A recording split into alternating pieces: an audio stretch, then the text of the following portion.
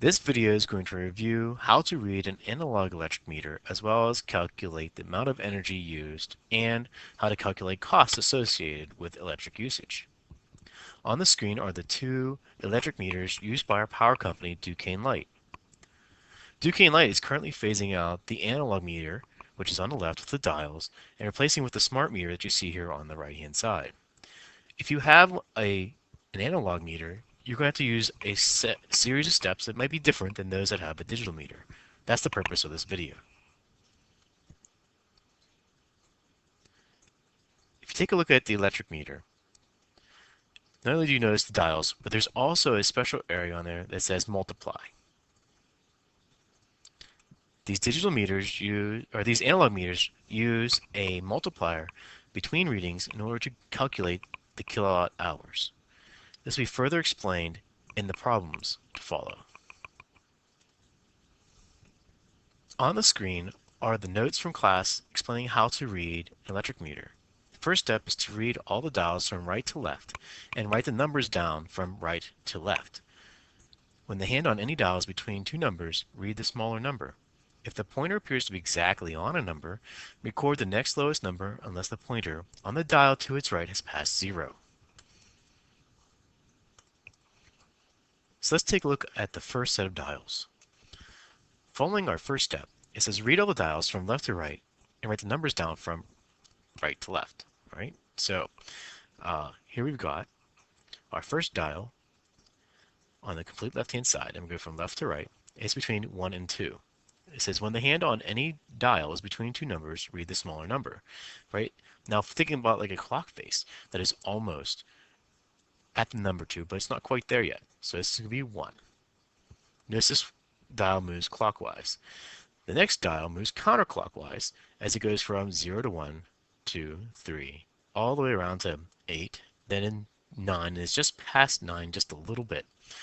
And it's between 9 and what is 0. You might say, well, that's the lower number, but it's not. That 0 is actually 10. So it's between 9 and 10, and the lower number is 9. We can confirm that by looking at the next dial. This dial is moving in a clockwise motion. 1, 2, 3, 4, on the way, 9, and almost to 10, but it's not quite there yet. So it is almost there. That's why this one's almost passing 9 and about to roll over, but it's not there yet. So that's going to be a 9. And the next dial also goes counterclockwise, like our one on the second to the right there. So let's read this one. It goes 1, 2, 3. It's between 3 and 4, not quite there yet. And you can see that as soon as this goes past the 0 mark, this would become a 4, but it's still just 3. So it's 3,991 is our number, right? So when you write them down, right, once you get that down, written down, you're going to read it as a number. You can put a comma there showing that's the 3,000 mark, hundreds, tens, and our single digits. Let's read the next set of dials. Okay, so here again we seem to have our pointer on the 3. Right? This number is between 9 and 10. Didn't move very much. This one here is between 9 and 10. Didn't move very much as well. And then this one hasn't passed 4 yet. So the dials have not changed a whole lot. It's changed by a number of 2 into single digits. Now let's take a look at our next set of numbers. Here I see that we're between the 5 and the 6, almost on the 6. So it makes us wonder, well, is it a 6 or is it a 5? Look, the next dial, right? And this dial is between the 9 and the 10. Remember, it's not 9 and 0, it's 9 and 10. So this one hasn't passed yet. So this is going to be 9, and then here's going to be the 5. Okay, so we've gone to 91 to 93 to 95. This one here has not passed 0 yet. It's 9 again, and this one here is on a 3. So you can see how our numbers have changed slowly over time. Now, if you're doing this for the activity, you have to do these number readings each individual day. And as you can see, as days go by, the meter has not changed very much. The single digit arrow, the indicator on the dial, moves very, very slowly. And if you sat there and watched the meter, you most likely wouldn't see it spin. So let's say this information was taken over a course of several days. And let's say that this is obviously reading 1, reading 2, and reading 3. Now, oftentimes, this is confused. A lot of students because I would say that this is 3 days passing, and that's not necessarily true because our top reading here is our initial reading, and 24 hours hasn't passed since that reading was taken, so this is our initial, our starting point. The next reading would have been taken 24 hours later, which would be our first day. And another 24 hours have passed when we take this reading. So in essence, 3 days haven't passed, but only two. So let's look at the energy usage.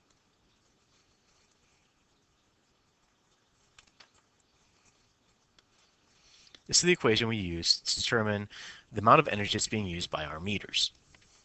So let's show you how to do that.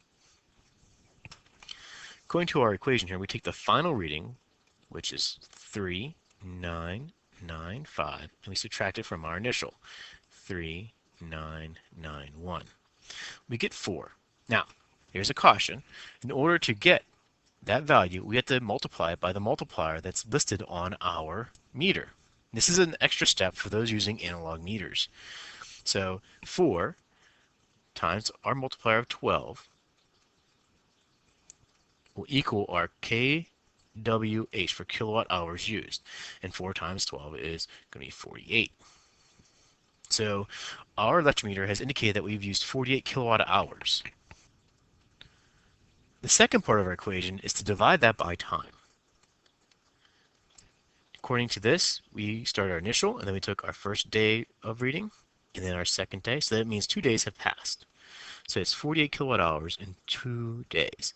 So we want to know how much is for just 1 day for our denominator, right? 48 divided by 2 is going to be 24 kilowatt hours per day.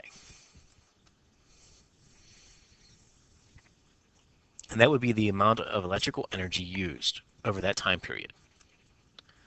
And it would also be the average amount of energy used per day. So the next part is to think about what is the cost of using this much electricity. So we're going to use the cost equation.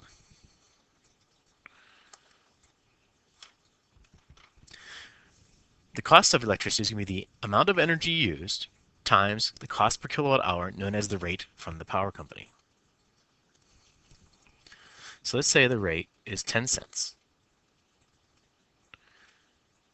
which would be 10 cents per kilowatt hour used.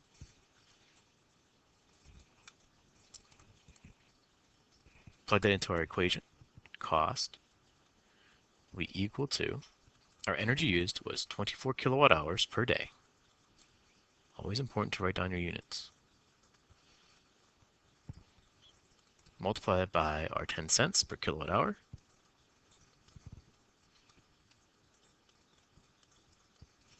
Kilowatt hours cancels out, giving us the cost per day, which is going to be $2.40 per day. Now you can think about if you were asked what the average cost would be for a week, you can multiply it by 7 days, or an average month, multiply it by 30, and you can determine what the cost of electricity would be.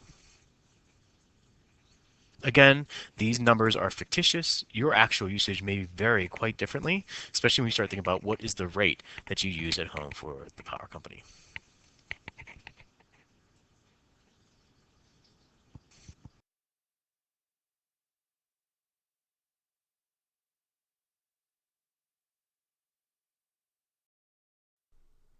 Welcome to Gainesville Regional Utilities Meter